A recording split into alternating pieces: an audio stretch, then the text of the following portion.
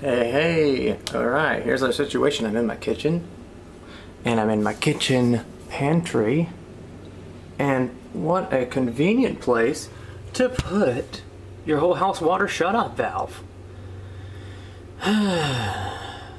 We're gonna replace this today.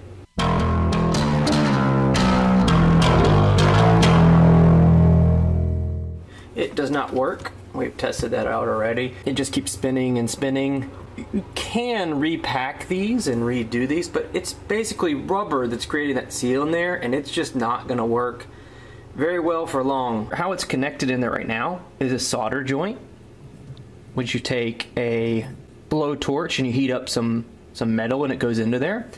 And I'm not gonna replace it there because I don't, with that, because I don't want to catch my house and my stuff on fire. And I'm not really super experienced with the blowtorch, but I do know about compression joints. That essentially just uses two wrenches to tighten up two ends, which I'll show you.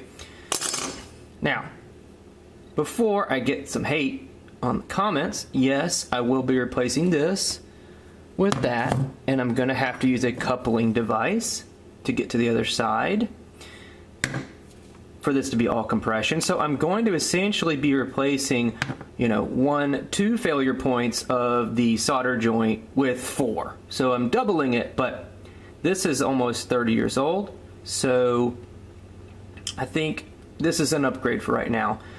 Compression joints are susceptible to damage from like shifting, heavy vibrations, but I'm not really worried about it here. I'm gonna put a water detector down right next to it. And, you know, later on down the road, I might end up just replacing this whole thing with PEX. But for right now, I want to be able to shut off our water if we have to, instead of crawling down into the crawl space. So here's the plan. Originally, my plan was to replace this thing wholesale with just one compression, you know, valve. This is the biggest one I can find, and it's not gonna fit. And why is that? Because you have to bottom out your pipe. You don't have to, but you want to be able to bottom out, you know, get it in there all the way so it makes a good seal. If I just cut it on either side of here, it's only gonna have like, you know, 1/8 of an inch to grab onto with this thing. That's just not gonna work. So the plan is to cut it, you know, back here, cut the whole thing out, slide this guy on this side, and then I'm gonna have to connect this side to the other existing pipe. I'm gonna get a very small piece of copper right here to connect those, so I can slide this guy onto that side, slide this guy onto this side, and have a piece in the middle. So let's get to it, see how it works. First off is turning off the water.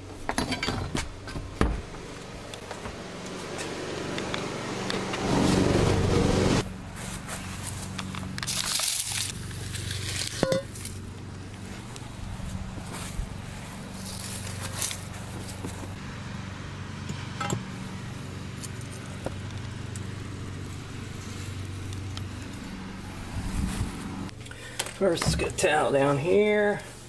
There's gonna be some water. Let's think about that. Oh, it was here, and you pulled it that way. That actually might be safer for the fact that stuff won't drop on top of it. I don't see any problem with doing it that way. Okay, let's stick with that.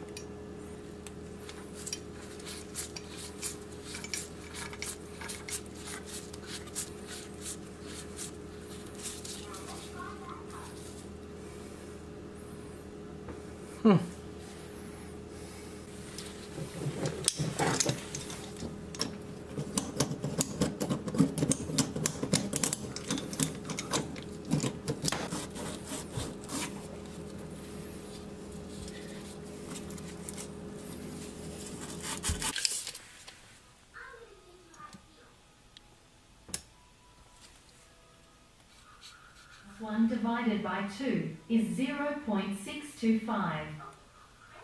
What's that as a fraction? On the website qmath.com, they say 10% as a fraction is expressed Oh my as goodness. 1/10. Punch you, Google. Do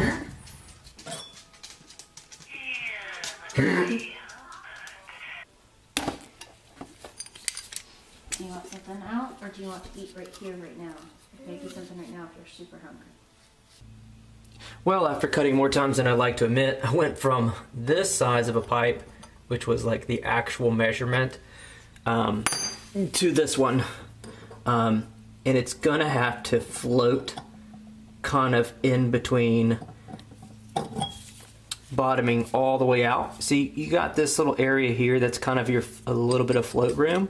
I'll do less on this guy, but you know, this thing takes a whole inch in. So if we take that to a 1/2 inch and we take, you know, on one side and we take that to a 1/2 inch on the other side, I've got a whole inch in there, and then I can go this one a little bit. The other problem is you gotta find give in this pipe, and as you can see, it's very short, so it's not like it's a really long run where I kind of bend it. I'm gonna dry fit it all first, and then we'll see what happens. So just for posterity's sake, you're always going to put on your screw fitting here, your end fitting here first. Then you're gonna do your, this is called an olive. It's essentially a brass piece that squeezes on there. It's easier to hold, I guess. Okay, there's our piece. You know, that's gonna get cinched onto there. And I'm gonna go, you know, up to where it's a little bit resistance first. I set up first before we tighten anything down. Fitting on first. Then your ferrule. Stick that guy in here. Bottom them out as much as we can. It's looking a little tight right here, guys. But we also got to remember to put on this fitting first. Then this ferrule.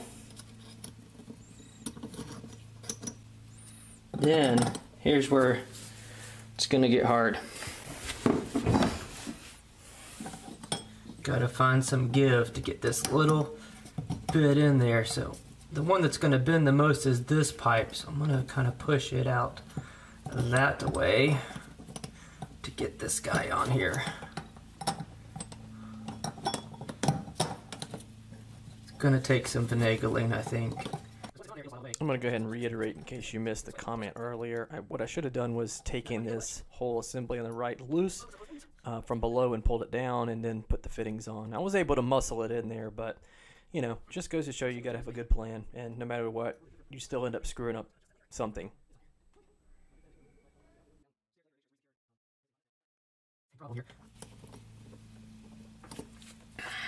I guess I should have put that one on first.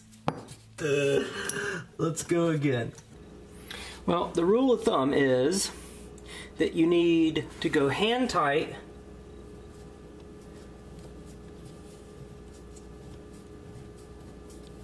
and then a 1/4 turn with the wrench. So we're going to do that. Remember, on these are threading on that way and these are threading on this way. So when you try to switch your hands, you're going to get confused on which direction they're going. This one's hand tight because you're going to have to tighten from 2 different directions here. The fact that it's dripping is really unsettling me. It should be at least able to keep out some water at low pressure, I would hope. Oh gosh, this is stressful. I'm gonna put this one here because what you're gonna want to do is close them together. This one's turning to the right, and you're always gonna bring the 2 wrenches together. So, and then 1/4 turn. There is a little bit more than a 1/4 turn, but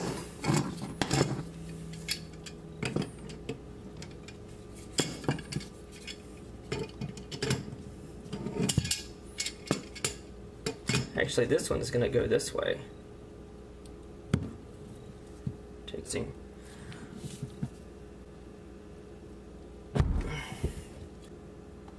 Still just slightly dripping. I'm gonna let it sit for just a few minutes and see what comes out of it. Okay, we are at 1 hour after we installed it, and oh man, I probably just missed all that stuff, but yeah, fast forward to now. What I did was, as it was leaking, I went and looked online, and apparently you can use PTFE on here. So I did that as a last, you know, ditch effort. I know it's not required, but once I put the tape on there, the leaking, dripping stopped. So then I went and turned the water on, had this valve closed, and that allowed me to check this side. It wasn't dripping at that point. And then I opened this up, water came through, nothing shot out, so that was good, but we still had a very small amount of drips. So I went and just snugged it up, not even an 1/8 of a turn, just to get them snug, and that was an hour ago. So since then, it looks as though I've had 1, 2, 3 or 4, you know, a few drips here. And something I've noticed with compression fittings is just once you set it up, don't keep cranking on it, because that's the biggest failure point, is over tightening. Let it set up, let it breathe for a minute, and what I'm gonna do is wipe this out and see if it's still leaking.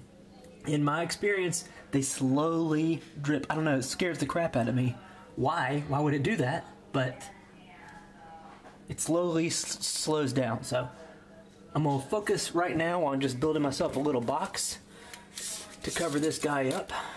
So I'm gonna get some measurements for it to kind of put a box around it so nobody drops anything, some Cheerios on it, and I'll do that, and we'll check after another hour to see what happens.